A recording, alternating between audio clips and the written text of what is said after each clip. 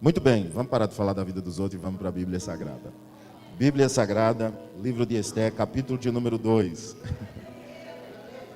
Esté, capítulo de número 2, versículo de número 7. Antes, como o pastor Fábio havia comentado, nós temos ali um livro e um livreto. O livro O Jesus que os judeus não conheceram, muito bênção. Esse livro eu super aconselho. Você quer conhecer mais sobre Jesus? Uma leitura bem dinâmica, bem interessante, com alguns detalhes interessantes sobre a pessoa de Jesus. E nós temos também um livreto bem simplesinho. Quem gosta de ler muito aqui? Quem aqui gosta de ler muito? A igreja aqui lê. Tem até bastante gente que gosta de ler. Mas aquele livreto é para quem gosta de ler pouco. É os outros que não levantaram a mão. É um livreto bem curtinho. É um tiro curto, mas é uma bênção. Além de 4 paredes, você vai descobrir exatamente o que te espera além das 4 paredes. É muito bênção, uma visão bem interessante. Nós falamos ali sobre os discípulos quando estavam, depois da ressurreição de Jesus, quando estavam em 4 paredes. E a primeira ordem de Jesus foi: ide, vão além das 4 paredes. Esse é o desejo de Deus para a sua igreja. Muito bem, queridos. Estou com uma gripe, se eu tossi, por favor, me desculpem. A gente já veio passando por Minas, e aí estava em Brasília, mais ou menos frio, mas cheguei em Minas, um calor retado, um calor de tirar tatu da toca. E aí eu fiquei apertado, começou logo a resfriar e foi terrível. Mas conseguimos pregar ali, e eu acredito que aqui também vamos conseguir. Livro de Esté, capítulo de número 2, a Bíblia diz assim: e ele trouxe Radassa, isso é, Esté, a filha do seu tio, pois ela não tinha nem pai nem mãe, e a criada era formosa e bela. E morrendo seu pai e sua mãe, Mardoqueu tomou por sua própria filha. Amém. Somente até aqui.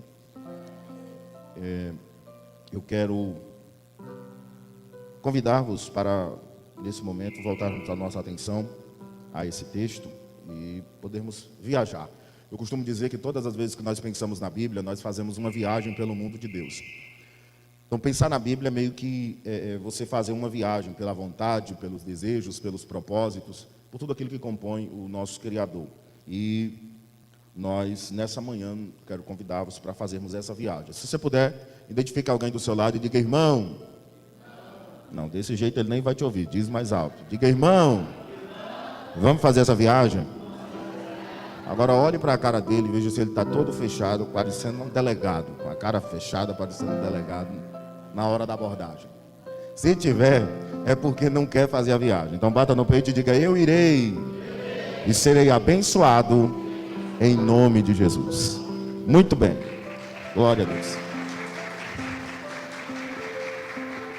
Glória a Jesus. Pensando nessa viagem, pensando nas Sagradas Escrituras, no livro de Deus, a história que ora iremos pensar é exatamente a história de Esté. A história de Esté é uma história bem impactante, uma história diferente e marcante, por tudo que envolve o seu roteiro, tanto pelo cenário que ela viveu, como pelas experiências vividas por ela. Se torna uma história por demais marcante. Para nós brasileiros, nem sempre entendemos o teor dessa história, mas para os judeus, que são um povo exclusivo, que vivem e viveram essa história, é uma das histórias mais marcantes da nação. Todos em Israel, em Judá, respeitam a rainha Esté como uma grande heroína nos seus dias, pelo roteiro que ela viveu, pela experiência que ela viveu e a superação que foi. A rainha Esté funcionou nos seus dias como uma espécie de libertadora do seu povo. Enquanto o seu povo entraria em extinção, ela terminou sendo uma grande bênção para aquela nação. Só que o início, quando nós olhamos para a história de Esté, normalmente nós lembramos do final da história e de quão linda ela foi. Só que é de suma importância, sempre que lembrarmos ou lermos uma história, você fazer menção do início, ou pontuar o início, porque o início nem sempre foi tão belo como aparenta o final. Se você observar a história de Esté, tudo nasce em um cenário um tanto destruído. Eu costumo dizer que Esté tinha tudo para dar errado.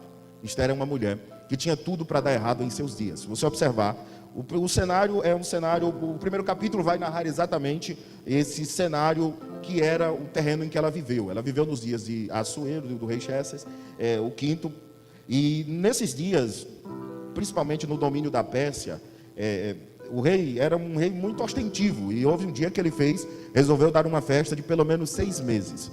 Pelo menos 6 meses de festa. Imagine, nem no Brasil, que o povo gosta de festa, não acontece uma festa desse tamanho.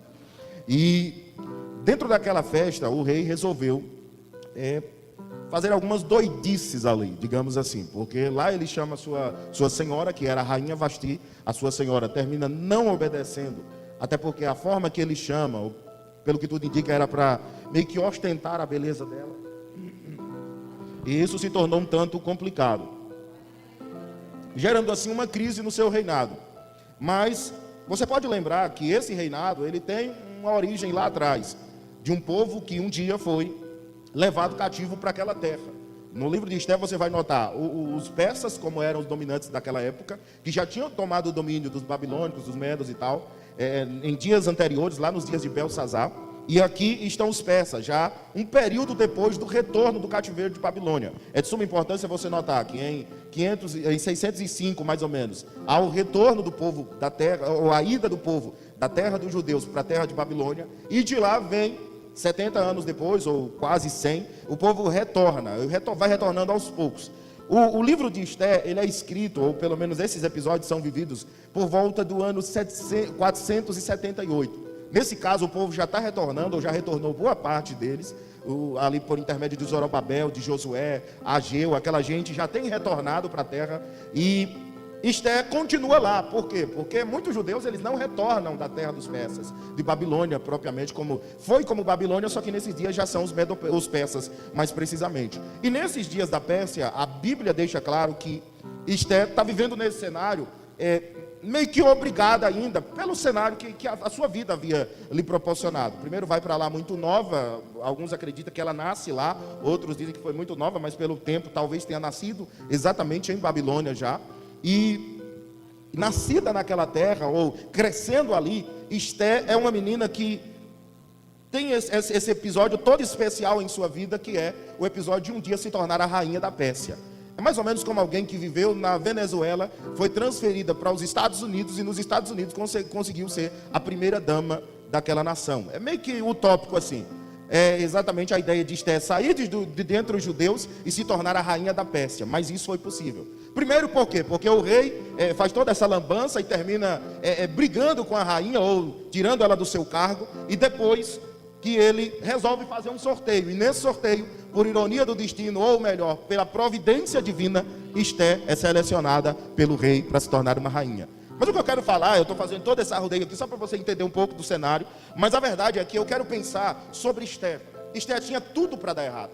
A vida de Esther é marcada exatamente por uma dificuldade muito grande, logo no início da sua vida. Se você for observar, Esther tinha todos os requisitos de alguém que vai viver uma vida baseada em fracassos. E eu lhe explico por quê. Primeiro, ela nasce em um período de cativeiro. Viver em um cativeiro, se viver no meio de um povo cativo, não era nada bom. Às vezes a gente romantiza quando lê de longe. Por exemplo, o cativeiro, Ezequiel profetizou no cativeiro, o Daniel estava cativo. Mas a verdade é que a ideia de viver em cativeiro, viver numa nação sem liberdade de culto, sem liberdade de expressão, não é nada legal. E essa é a realidade dos judeus na terra de Babilônia, aqui no domínio dos persas. A verdade é que era muito complicado você crescer no meio de um povo que viveu escravizado. Imagine que cientificamente ou psicologicamente você tem tudo para viver sobre base de escravidão, porque sua mente é uma mentalidade de escravo. Então Esther já tinha esse ponto negativo muito poderosamente explícito. Ela era descendente de cativos. E a probabilidade dela viver uma vida para baixo, uma vida um tanto cabisbaixo e desanimada, era muito grande, até pela realidade que era a vida de escravidão. Mas não era só esse o problema de Esther. Esther tinha mais alguns problemas, e eu fiz questão de anotar para ficar mais claro para nós. Esther era judia, e o fato de ser judia acarretou para si um problema um tanto maior do que tão somente ser uma escrava.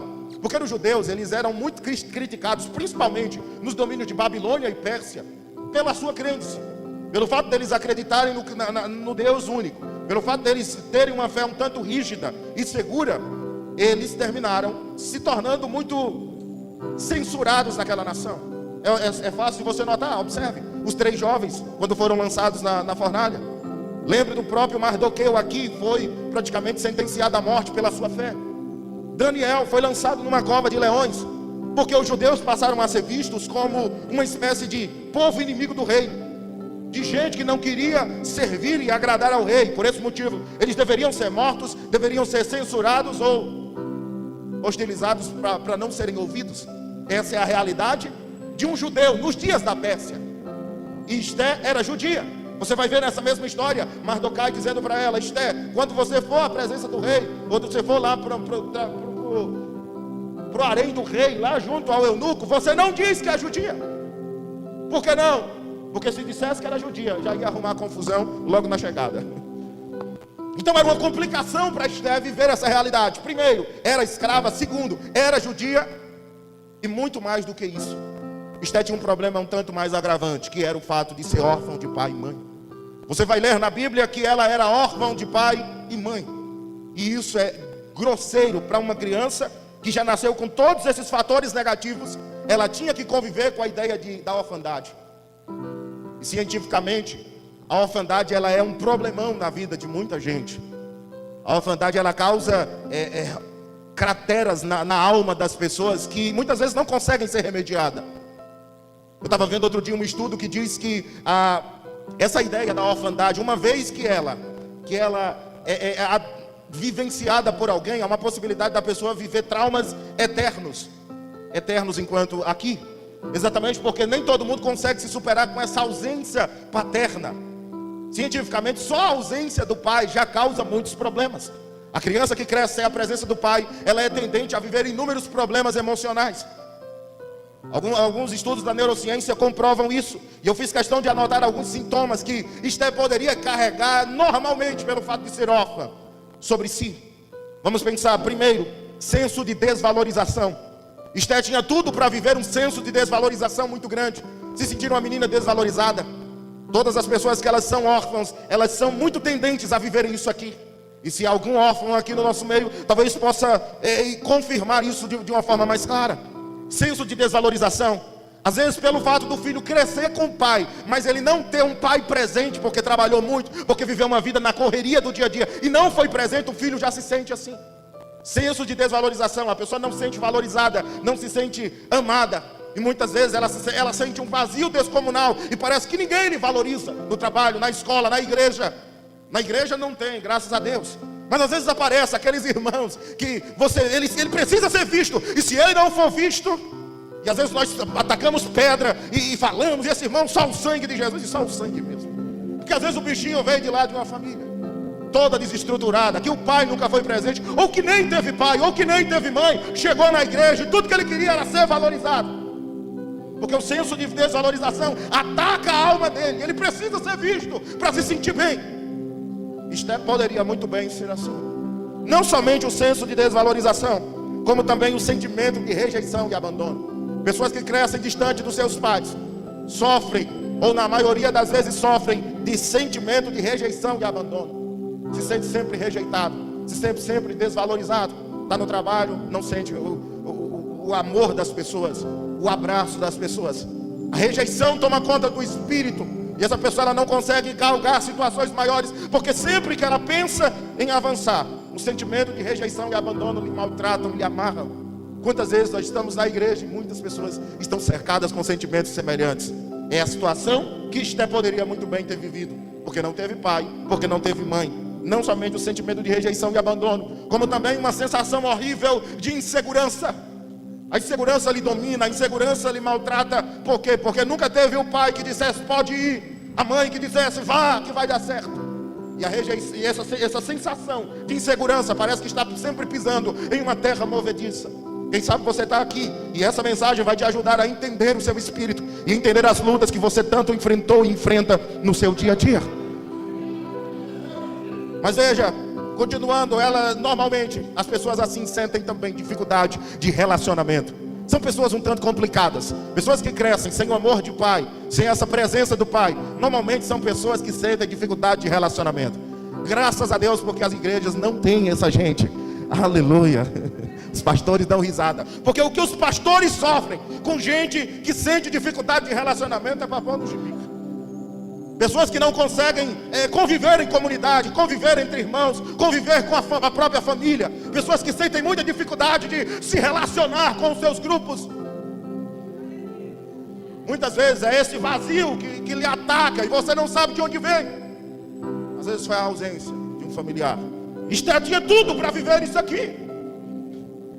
Ainda mais, dependência física e emocional. Pessoas que dependem para tudo. Conheço pessoas que dependem dos outros para tudo. Elas não são deficientes, elas não têm nenhuma deficiência física ou mental, mas elas dependem para tudo. Porque muitas vezes os pais não lhe ensinaram, não foram presentes o suficiente para lhe mostrar o caminho que devia seguir. E elas se tornaram pessoas hiperdependentes. Pessoas um tanto complicadas. Por quê? Porque parece que você tem que carregar sempre ele numa sacolinha, numa mochila, como o canguru carrega o seu filho. É complicado. Esther tinha tudo para viver isso aqui, escravizada, filha de judeu, sem pai, sem mãe. Ela tinha tudo para viver esse cenário de derrota, esse cenário tanto negativo. Mas o que eu quero falar nessa manhã é de uma Esther que conseguiu superar tudo isso. Quero falar nessa manhã de uma Esther que deu uma volta por cima e Deus lhe fez ver o horizonte, e um novo horizonte. Veja, Esther tinha tudo para dar errado, mas diante de todo esse cenário, a Bíblia deixa claro que Esther não viveu presa pelos traumas do passado. E aqui está um grande segredo de Esther, e eu quero compartilhar alguns essa manhã com vocês. O primeiro é esse. O primeiro segredo de Esther é que em uma terra distante, em um cenário de destruição e um tanto difícil, ela não viveu presa pelos traumas do passado. Ela não se apegou às lutas do passado e às suas dificuldades. E talvez esse seja o segredo que você deva guardar e colar ele na tábua do seu coração, para você sair daqui de cabeça erguida para viver uma nova realidade na presença de Deus. Talvez seja exatamente isso que Deus espera de você nessa manhã. Não viva preso pelos traumas do passado. Quantas pessoas não conseguem avançar, não conseguem viver uma realidade em Deus, porque se apega demais ao passado. Tem pessoas que é sempre na primeira marcha, ou na segunda, porque até passa a primeira, mas só lembra chega na segunda, só lembra da primeira marcha, e não consegue avançar. Mas o Espírito de Deus me trouxe aqui para ser boca de Deus para a sua vida, e dizer que é um tempo de você avançar. Esquece os traumas do passado. Deus te chamou para viver uma nova realidade em Deus. Oh glória! Aleluia! Se você pode, assim mesmo, batendo palma, levante as mãos lá para o alto.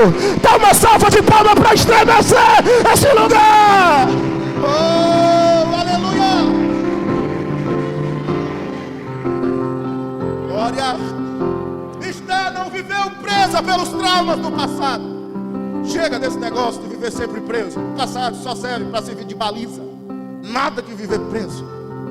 Uma vez ou outra é necessário dar uma olhada no retrovisor para ver o que já vivemos e como devemos proceder daqui para frente. Mas nada de viver preso a ele. Nada de viver apegado ao passado. Deus está nos convidando a largar esse passado e viver um presente e um novo futuro na presença dele.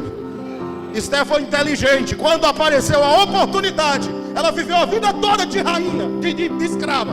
Mas quando apareceu a oportunidade de ser rainha, ela diz: eu estou dentro. Chega de viver presa pelo passado. Eu estou dentro, não saio daqui por nada. Já que vão me colocar no concurso de beleza, vamos lá, vamos ficar bonito para isso. E no dia que a oportunidade apareceu, Esther entrou de cabeça para viver a realidade de Deus. Deus vai te abrir portas de oportunidade. Deus vai causar situações para te abençoar. No dia que isso acontecer, chega desse negócio de ficar olhando para trás, querendo o passado. Deus te chamou para entrar, então entra. Vive o melhor de Deus.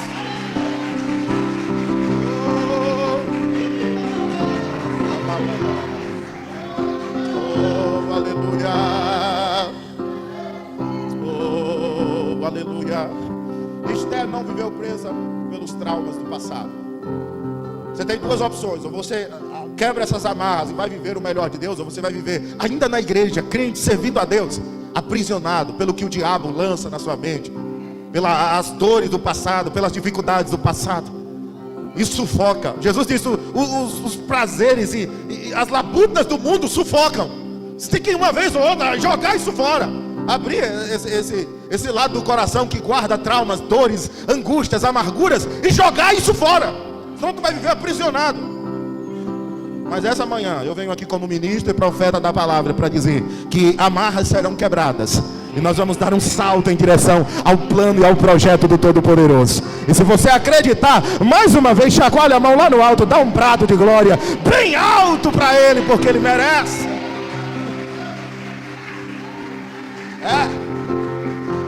Veja, Esté tem mais um segundo segredo. Quem quer saber, grita bem alto: eu quero. Aleluia. Veja bem, Esté tem um segredo extraordinário, que é: no meio do cativeiro, no meio daquele cenário, um tanto destruído como já vos narrei, Esté não perdeu a fé. Estava lá uma criança com fé, uma adolescente com fé, uma jovem com fé. Esté não perdeu a fé. Fica nítido porque quando o sapato aperta, você conhece um crente pelo perfil dele no dia da crise. Como é que conhece um crente, irmão? Pelo perfil dele no dia da crise. Você sabe quem é crente e quem não é pelo perfil dele no dia da crise. Todo mundo no dia da crise procura um refúgio. O crente normalmente tem seu refúgio também. E aí você conhece quem está crente e quem não está. Quem não está crente, no dia da crise, ele procura o macumbeiro, o feiticeiro, o rezador, vai pagar promessa, fazer qualquer coisa muito doida por aí. Mas quando é crente, você já sabe, ele vai para a oração. Você não vê o nome de Deus aparecer uma vez no livro de Esté, mas você vê a presença dele em cada palavra em todo o livro. E no dia que o sapato apertou, que veio a crise sobre o reino, a Bíblia diz que Esté foi orar e jejuar. Você conhece o perfil do crente no dia que ele vai orar e jejuar. No dia que o sapato aperta, ele busca a Deus. E a Bíblia diz que Esté foi orar e jejuar. Ela nunca perdeu a sua fé. Nunca. Em momento nenhum ela perde a fé. A crise está atacando, a dor está demais, a dificuldade está grande, mas Esté diz: eu vou continuar adorando ao Deus dos céus, adorando ao Deus de Israel, ao Deus dos meus pais. Isso aqui é um tapa na nossa cara, que a gente vê uma geração de crentes que muda de fé igual muda de roupa.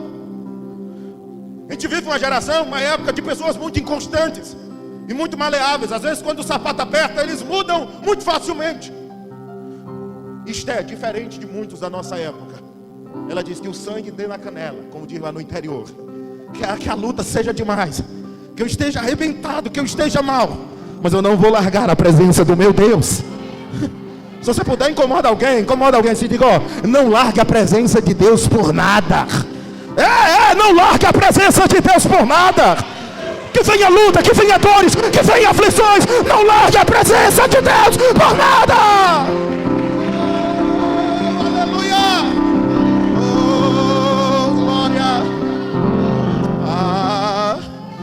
Estou sentindo a presença desse Deus aqui. Tem alguém que sente? Oh, aleluia. Oh, Espírito da verdade.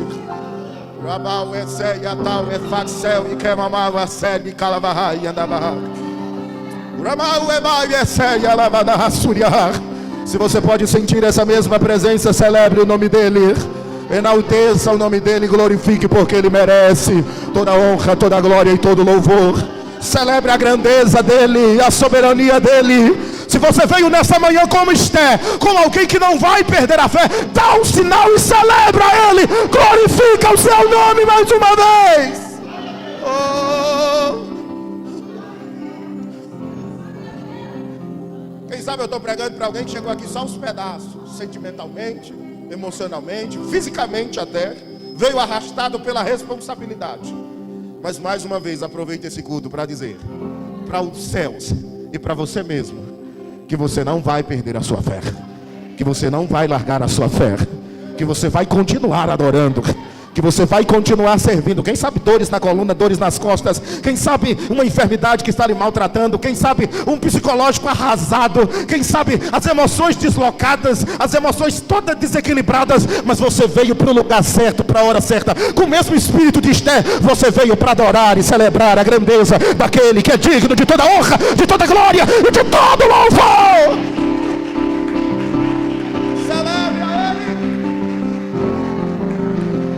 Não perca a sua fé, não largue aquilo que você acredita por causa de problemas. Continua. Esté é dessas, muito doida, que no meio da crise elas continuam, elas não param. Bate de um lado, bate do outro, a luta vem, ataca, maltrata, humilha, e a pessoa lá. Eu acho que o diabo deve ficar pirado com essa gente. Acho que o diabo fica para lá de Bagdá com essa gente, que vem, bate na gente, espanca. E aí imagina, agora ele para, agora ela para. Aí o indivíduo está lá parecendo morto, caído nas cinzas, e de repente começa a ressurgir das cinzas e fica de pé outra vez para celebrar, para engrandecer e glorificar o nome do Rei, o nome do Rei. Oh, aleluia. Oh, glória. Veja, Esther, além de ser essa menina que não viveu presa aos traumas do passado, que não perdeu a sua fé, Esther também foi alvo do favor de Deus. Está aqui o maior segredo de Esther. Na minha percepção, de todos esses, esse é o maior. Viver preso pelos traumas do passado ou não viver é excelente para Esther. Não aceitar a fé e não largar a fé é perfeito para ela, e deve ser assim. Mas se tem alguma coisa que fez com que Esther vivesse o que viveu, foi o favor de Deus. E o favor de Deus é algo incrível, que nem sempre você vê ele. O favor de Deus é algo que acontece nos bastidores. E muitas vezes a gente não está vendo Deus nos sendo favorável, e Deus está sendo favorável. Se você observar a vida de Esther, você vai observar, primeiro, que os pais morrem. Aí o tio dela, que é parente, é o primo dos pais, termina escolhendo ela para ser a sua filha. Deus lhe foi favorável e coloca alguém na vida de Esther para cuidar dela como pai. Aí chega o dia do concurso de beleza, depois que Vasti apronta lá no reino e termina sendo desposada do seu reino, tirada. Aí chega o eunuco do rei, vai cuidar das meninas. Dizem que era mais de 2.000 mulheres, mais de 4.000 mulheres, se não falha a memória. E dessas 4.000 foram selecionadas 400, e até chegar em uma, que seria a escolhida do rei. Não sei se a conta é exatamente essa, mas é por aí. E a Bíblia diz que quando eles chegam no harém do rei, o eunuco olhou para Esther e disse: mas que mulher bonita. Essa daqui eu vou cuidar com um cuidado especial, que eu acho que essa é a mulher do rei. Aí o rei vai lá, passa um monte de mulher na frente dele, de todas as belas que tinham na Pérsia, que dizem que é o lugar de mulher mais bonita do mundo, na época principalmente. Ele olhou para uma judia e disse: é essa daqui, essa é a mais bonita. E a Bíblia diz: e o rei lhe foi favorável de novo. O eunuco foi favorável a ela, e o rei foi favorável a ela. O favor de Deus estava sobre ela. Havia algo que fazia com que as pessoas olhassem para ela e vissem de forma diferente. E o favor de Deus, irmão, não é sobre tu ser bonito, não é sobre tu ser belo, não é sobre tu ser forte. O favor de Deus é exatamente sobre as pessoas olharem para você e dar por você a credibilidade que tu às vezes nem tem, ou nem acha que tem. Que é exatamente o que acontece com Esther. As pessoas olhavam para ela e achavam bonita. Será que Esther era essa mais bela do reino? Com certeza não. Mas alguém olhava para ela e via Deus, via algo diferente nela. E é exatamente isso que Deus vai fazer conosco. É isso que Deus fez conosco. Tu lá no mundo arrebentado, Deus te foi favorável, estendeu a mão e tu aceitou, e amém, glória a Deus. Deus foi favorável conosco lá no passado e ainda é. Quantas portas entramos, quantos lugares passamos, que é tudo favor de Deus. Oh, não pensa, oh, crente, olha aqui para mim, crente. Ou não pensa que tu é bonitão ou melhorzão para estar naquele trabalho. Não é isso. Foi o favor de Deus sobre a tua história. Ou não pensa que tu é o melhorzão para estar na frente da igreja, ou estar pregando, ou estar fazendo alguma coisa, cantando aqui. Não é por ser melhor, é o favor de Deus. A igreja brasileira tem perdido o favor por não entender isso. É o favor de Deus quem faz a diferença na nossa história. Tem uns que aí Deus vai dá meio nome para ele, meia honra, aí já anda assim, parecendo o pinguim do filme do Batman, todo esticado, se sentindo bam. Irmão, é o favor de Deus quem nos traz aqui. Se não é Deus, se não é Deus, ninguém prega. Se não é Deus, ninguém preside. Se não é Deus, ninguém dirige. Se não é Deus, ninguém ensina que preste. Se não é Deus, ninguém canta que preste. Tem que ser Deus, tem que ser Deus, tem que ser Deus.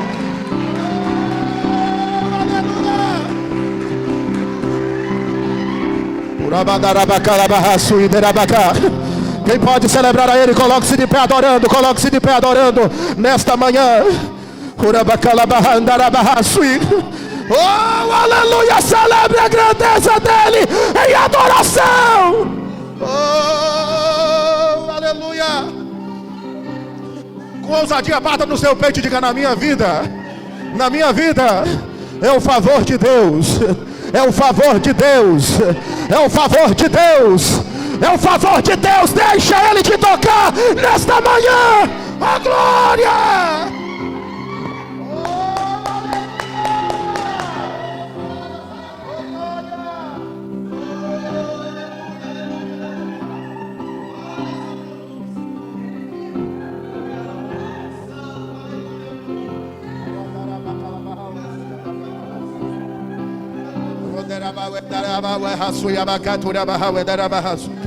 Sinta essa presença que nos envolve aqui agora.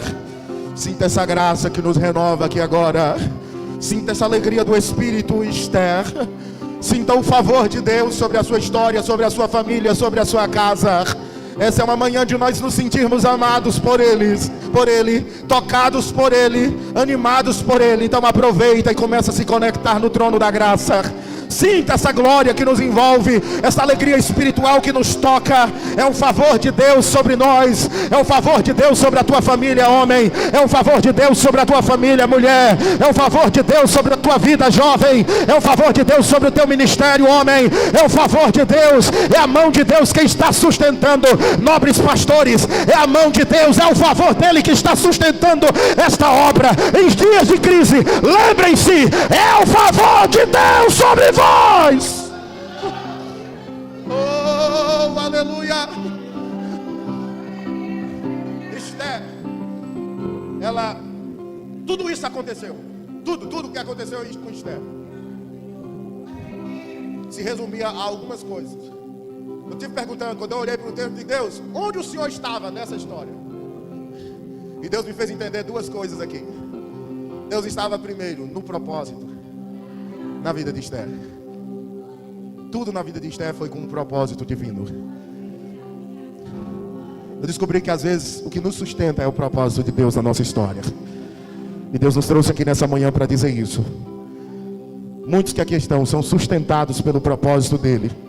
Deus tem um propósito em sua vida, e é esse propósito quem está mantendo. Eu costumo sempre dizer: sustente os propósitos de Deus em sua vida, porque no dia que você não conseguir, os propósitos te sustentarão. Deus vai te sustentar pelo propósito, porque tem alguém que precisa ser liberto pela sua vida, porque tem alguém que precisa ser alcançado por ti, porque tem alguém que precisa ouvir o louvor da sua boca, porque tem alguém que precisa ouvir uma pregação sua,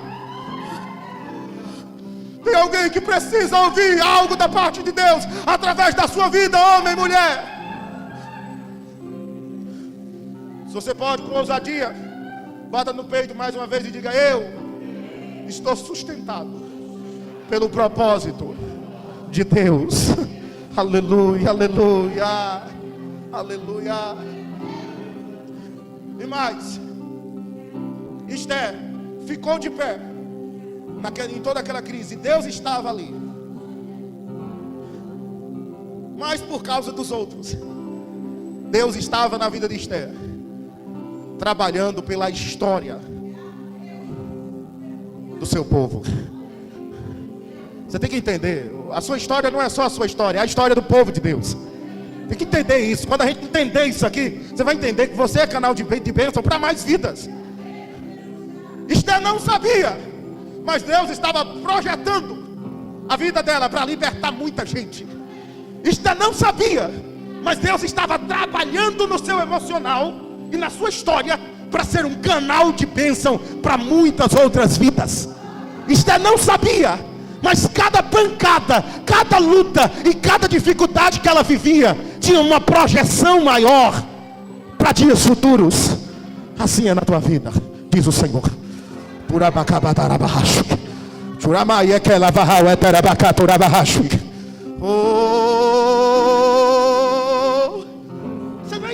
Você nem sabe, mas Deus está te projetando. Você nem sabe, mas Deus está trabalhando no seu emocional para que um dia você cure pessoas. Você nem sabe, mas Deus está permitindo situações para você aprender experiências que vão direcionar pessoas. Você está aqui para isso. Agora, nessa manhã, ainda quero orar por você. Eu quero orar por uma geração de Esther. Eu quero orar por uma geração que muitas vezes teve traumas horríveis, que viveu experiências que nunca desejou, que viveu problemas que nunca desejou passar, mas que, como Esther, resolveu entrar na porta que Deus abriu para viver uma grande experiência na presença de Deus. Se você está aqui, vem até a frente, eu quero orar por você. Podemos? Então vem até a frente, eu quero orar por você. Essa é uma manhã de cura. Essa é uma manhã especial para algumas vidas aqui. Tem algumas pessoas aqui que precisam largar os traumas do passado e embarcarem na viagem de Deus. Tem algumas pessoas que precisam. Se tiver algum grupo de louvor, pode. Eu quero orar por essas vidas aqui. Essa é uma manhã especial que Deus reservou para falar com você. Tem algumas pessoas aqui que precisavam muito ouvir isso, e vão sair daqui curadas em seus espíritos, em suas almas. Quem sabe papai não conseguiu ser presente. Quem sabe perdeu o pai quando ainda era criança. Quem sabe nunca teve o abraço paterno. Mas Deus te trouxe aqui para dizer que é tempo de mudança, é tempo de esquecer os traumas do passado e viver uma nova experiência em Deus. Tem algumas Estés que vão sair daqui com um novo espírito, para entrar na presença de Deus e viver aquilo que Deus escolheu. Deus está te vocacionando para viver o projeto dEle. Deus está te chamando para viver o melhor dEle na sua presença. E essa é uma manhã que você precisa ir até Ele. Vai orando, vai conversando com Ele. E com certeza Ele vai te tocar poderosamente. Ele vai visitar o seu espírito com renovação. Eu sinto a presença dEle aqui. Eu já percebi o quanto Ele está falando com pessoas em espírito aqui, e dizendo que um novo tempo acontecerá, que um novo momento surgirá. Há um tempo reservado para a tua família, para a tua história. Oh.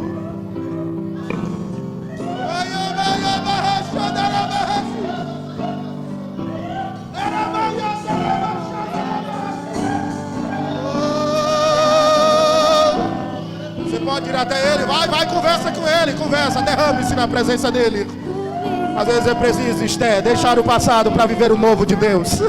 Às vezes é preciso deixarmos o passado e vivermos uma nova experiência na presença de Deus. Eu estou sentindo o corpo todo arrepiado.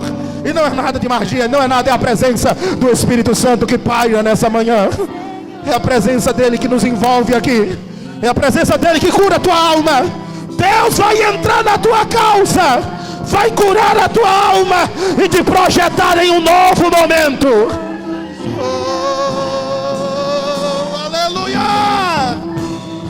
Se você pode, vai, sobe na oração, sobe, aumenta o som da oração, aumenta o som da oração, aumenta. Enquanto isso Ele te cura. Enquanto você adora, Ele te cura. Enquanto você adora, Ele te enche. Enquanto você adora, Ele te renova. Enquanto você adora, Ele te batiza. Abre a boca e seja cheio da presença, seja cheio do Espírito Santo.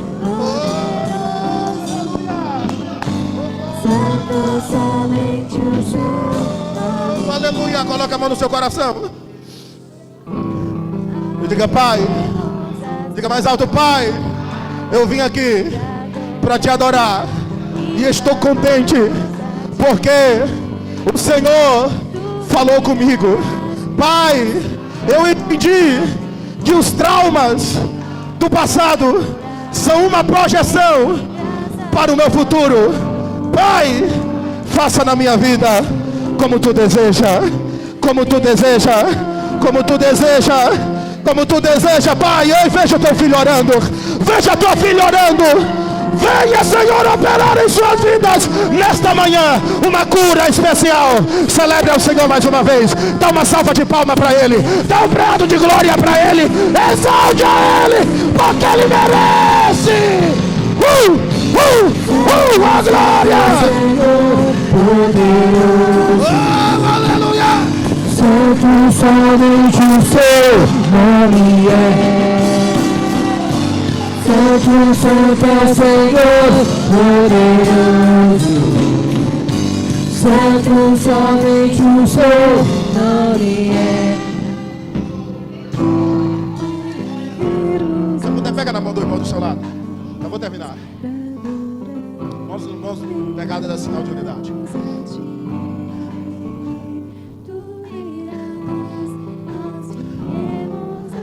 Eu estou pregando aqui para uma geração que confia. que não está aqui por um acaso. Houve um dia que chegou dúvidas no coração de Esther, e Mardoqueu mandou uma mensagem: se para isso você não atentares, para dar livramento ao povo de Deus, Deus dará livramento de alguma outra parte. Pegado na mão da pessoa do seu lado, diga: nós vamos chegar até o final. Vai, declara para ela: nós vamos chegar até o final. Seja profeta de Deus para a vida dela: nós vamos chegar até o final. Nós vamos chegar. Vai, irmã. Vai, irmão. Vai, pastor. Vai, pregador. Nós vamos chegar até o final. Até o final. Em nome de Jesus. Em nome de Jesus. Só quem vai glorifica, exalta, enaltece a Deus.